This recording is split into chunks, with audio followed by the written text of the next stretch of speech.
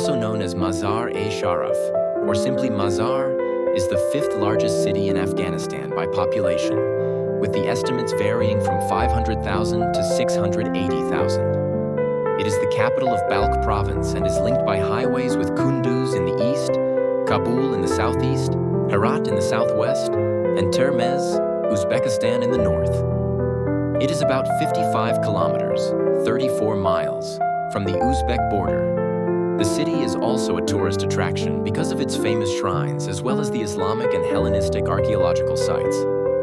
The ancient city of Balkh is also nearby. The region around Mazar-i-Sharif has been historically part of Greater Khorasan and was controlled by the Tahirids, followed by the Safarids, Samanids, Ghaznavids, Ghurids, Ilkhanids, Timurids, and Khanate of Bukhara until 1751, when it became part of the Durrani Empire, although under autonomous emirs. Eventually, the city passed to a few local rulers before becoming part of Afghanistan in 1849.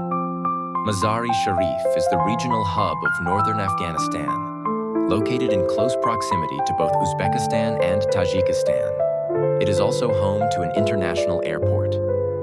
It has the highest percentage of built-up land, 91%, one of all the Afghan provincial capitals, and it has additional built-up area extending beyond the municipal boundary, but forming a part of the larger urban area. It is also the lowest-lying major city in the country, about 357 meters, 1,171 feet above sea level. The city was spared the devastation that occurred in the country's other large cities during the Soviet-Afghan War and subsequent civil war, and was long regarded as one of the safest cities in the country. On 14 August 2021, Mazar-i-Sharif was seized by Taliban fighters, becoming the 25th provincial capital to be captured by the Taliban as part of the wider 2021 Taliban offensive. The Achaemenids controlled the region from the 6th century BCE. Alexander the Great conquered the area, but it was then incorporated into the Seleucid Empire after his death. The decline of the Seleucids consequently led to the emergence of the Greco-Bactrian kingdom. Around 130 BCE, the Sakas occupied the region and the Greco-Bactrian kingdom fell. The Yuezhi took Mazar-i-Sharif and the surrounding area, which led to the creation of the Kushan Empire. The Sasanians subsequently controlled the area after the fall of the Kushans. The Islamic conquests reached Mazar-i-Sharif in 651 CE. 9th century until 1919. The region around Mazar-i-Sharif has been historically part of Greater Khorasan and was controlled by the Tahirids, followed by the Safarids, Samanids, Ghaznavids, Ghurids, Ilkhanids, Timurids, and Khanate of Bukhara. Mazar-i-Sharif and surroundings from ISS, 2016. The poet Jalal al-Din Rumi was born somewhere in this area. His father Baha Walad was descended from the first Caliph Abu Bakr. The Seljuk Sultan Ahmed Sanjar ordered a city and shrine to be built on the location, which was later destroyed by Genghis Khan and his Mongol army in the 13th century, and then rebuilt. During the 19th century, due to the absence of drainage systems and the weak economy of the region, the excess water of this area flooded many acres of the land in the vicinity of residential areas, causing a malaria epidemic in the region. The ruler of north-central Afghanistan decided to move the capital to Mazar-i-Sharif. The city, along with the region south of the Amu Darya, became part of the Durrani Empire in around 1751. For the most part, the region was controlled by autonomous Uzbek rulers. After the Bukharan-Durrani War of 1788 to 1790, Kilich Ali Beg of Kulm formed a mini-empire stretching from Balkh to Aybak, Saighan, Kahmard, Dara-i-Suf, and Kunduz. When he died in 1817, the Balkh and Mazar-i-Sharif region became an independent city-state with Aksha as its dependency.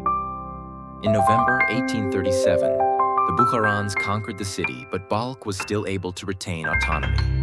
7. 8. In 1849, the city was conquered and annexed into Afghanistan. In war, Mazar-i-Sharif was a strategic base for the Soviet Army as they used its airport to launch airstrikes on Mujahideen rebels. Mazar-i-Sharif was also the main city that linked to Soviet territory in the north, especially the roads leading to the Uzbek Soviet Socialist Republic.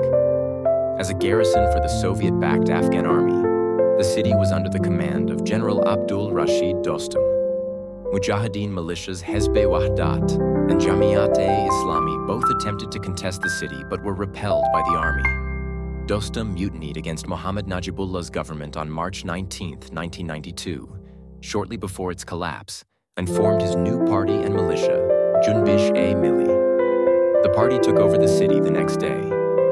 Afterwards, Mazar-i-Sharif became the de facto capital of a relatively stable and secular proto-state in northern Afghanistan under the rule of Dostum. The city remained peaceful and prosperous, whilst the rest of the nation disintegrated and was slowly taken over by fundamentalist Taliban forces. The city was called at the time a glittering jewel in Afghanistan's battered crown. Money rolled in from foreign donors, Russia, Turkey, newly independent Uzbekistan, and others, with whom Dostum had established close relations.